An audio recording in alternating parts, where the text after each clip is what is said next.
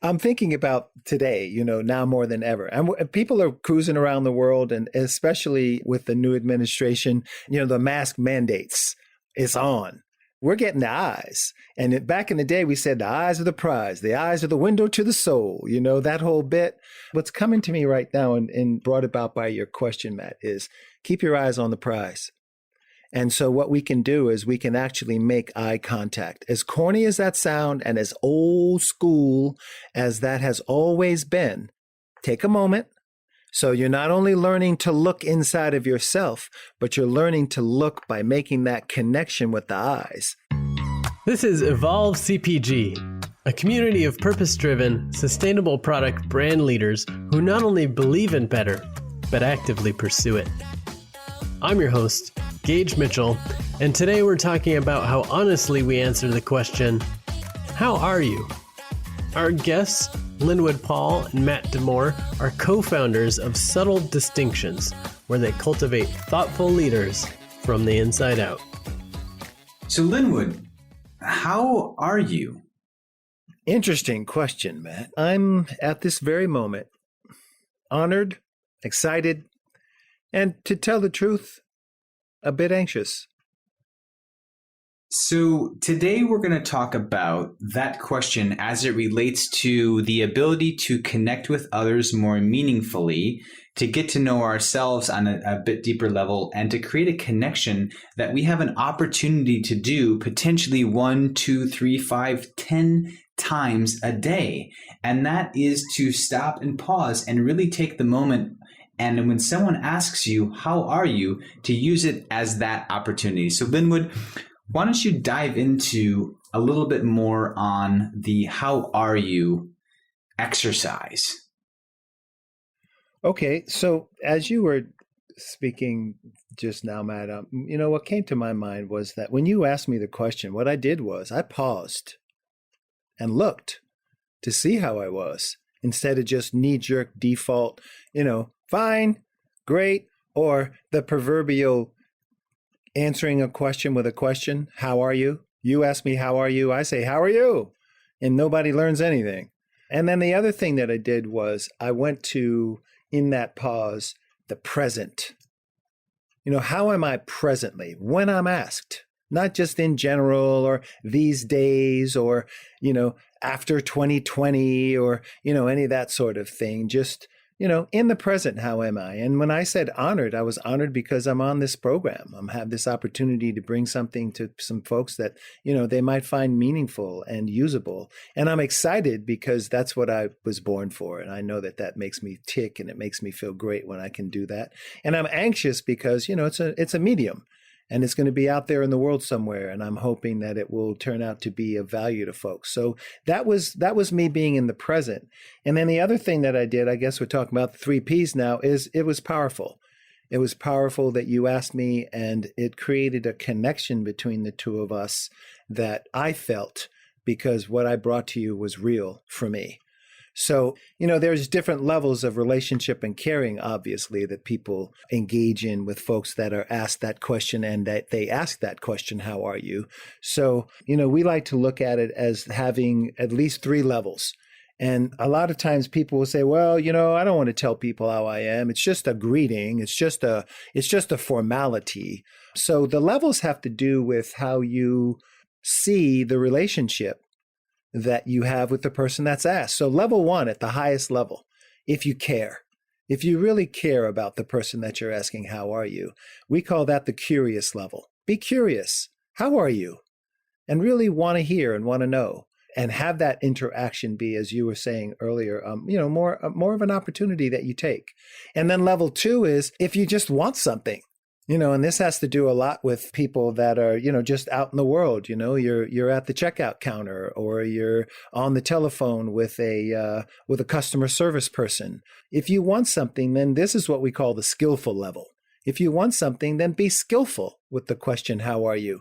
And know that that's going to bring something about your relationship. I told my lady the other day that I when I talk to a person that's on a customer service call, I want to be the guy that at the end of the day, they remember that call in a way that made their day. So that's the skillful level. Be skillful about it if you want something. And then if at the bottom level, level 3, if you don't care, at least be respectful because it's another human being. And, we could all be served by that old adage. How's that go?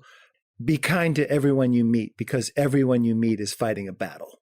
Those are all some really, really good points. Are there any ways in which anyone who's listening can start to incorporate this potentially on a deeper level and actually use the opportunity when someone asks them, how are you, to create more meaning or impact or just a different experience in their life and others? Sure. The first and the foremost thing that comes to my mind, and let's make this really simple for folks who are listening in today, learn to look. That's my answer to your question, Matt. Learn to look. Because most people, when they're asked, how are you? They don't look. They don't look into themselves. They don't look to see how they're doing. It's just kind of it's just a formality, as I said earlier. It's just a thing that we do. Hey, if I just launched into what it is that I want, that's kind of odd. So I say, hey, how are you? And and when asked, I'm not even looking to see what the answer might be. And I've got my, what people call default response, right? What I always say, I'm fine. I'm good. 2020 was difficult, and they have this prepackaged bit. So to go from prepackaged to learning to look, if you learn to look, you will see. If you see, you will find. If you find, you have an opportunity to share. If you share, you will connect. Mm-hmm. I like that whole concept of prepackaged that you just talked about in the default response.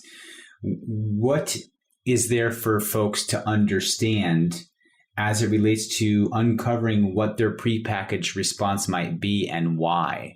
Let's do some digging on the prepackaged response.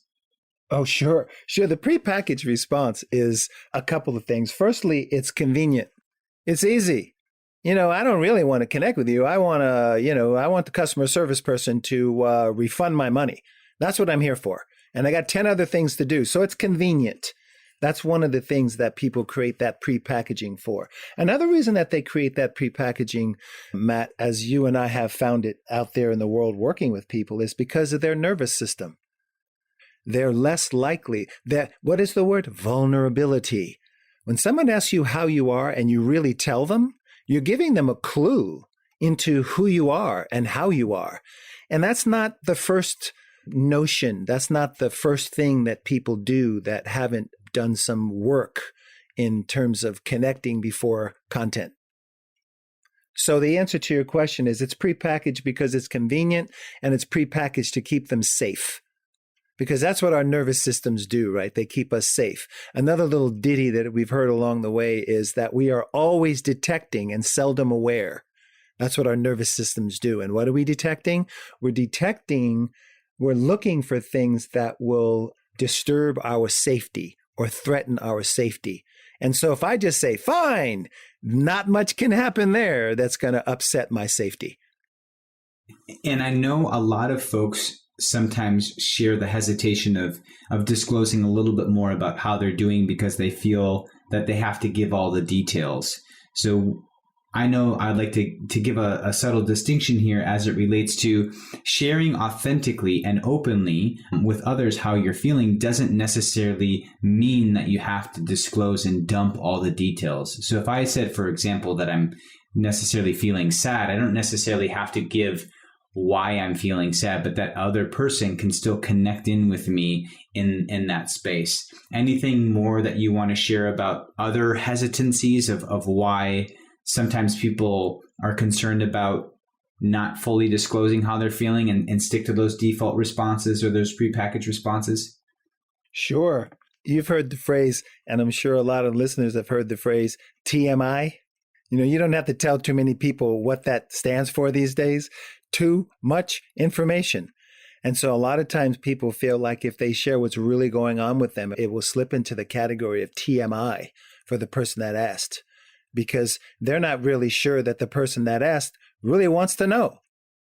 So that's one thing on that. And TMI is very relative. It's very subjective. So it really, with who you're working with or who you're interacting with, find out. Do some experimenting with that. along the way, you may find that you can create a deeper connection with people than you intended. And we don't find anything wrong with that. And then the other one is really about, do I really want to tell? Because if I tell, somebody might ask me for a detail. I said I was honored, excited, and anxious. Now, of all those three, what might happen is you might say to me, well, why are you anxious? And then I'd have to give you some details or tell you I'm not going to give you some details. And in so doing is the rub of this whole thing. But I'd like to suggest that the rub is far outweighed by the opportunity that could arise from all of we human beings out there. And I'm going to say, especially now more than ever, connecting, because so much has been taken away from us as far as connecting is concerned. All super, super good points. And to wrap things up, what is the first thing that they can do? And I know you talked about pausing to have that awareness of checking in, but is there any learning to look? Is there any other challenges or things that whoever's listening can do starting right now? So whether they go to the grocery store and they're trying something new, or if they go out from their office and their partner asks them how they're doing, what's one thing that they can do to begin, I'll call and say, experimenting with this concept of connecting with themselves and others by responding and asking others, how are you? This is so much fun, Matt, because I'm thinking about today, now more than ever. And people are cruising around the world, and especially with the new administration, the mask mandates is on. We're getting the eyes. And back in the day, we said the eyes are the prize. The eyes are the window to the soul. That whole bit. What's coming to me right now and brought about by your question, Matt, is keep your eyes on the prize. And so what we can do is we can actually make eye contact. As corny as that sound and as old school as that has always been, take a moment. So you're not only learning to look inside of yourself, but you're learning to look by making that connection with the eyes. And then once you do that, then I guess stage number 2 is ask yourself how much you care and respond at that level.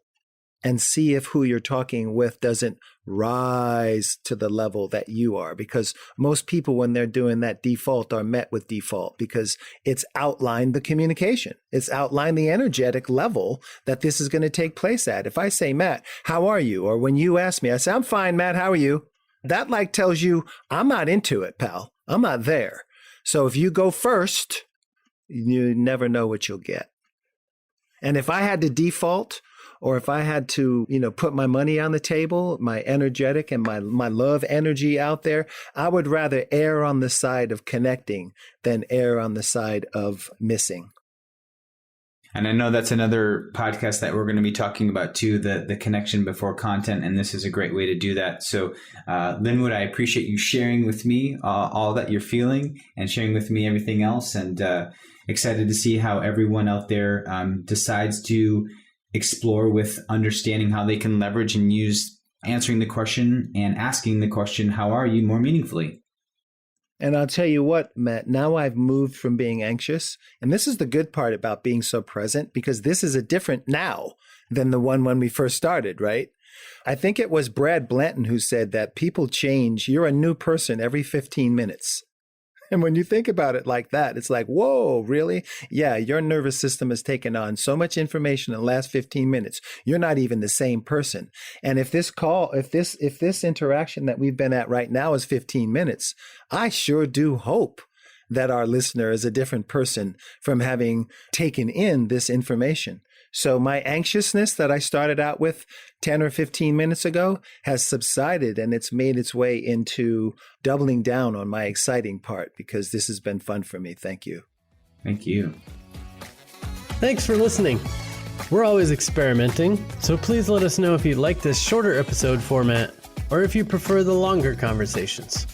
If you'd like to learn more about Linwood, Matt, or their company, go to subtledistinctions.com.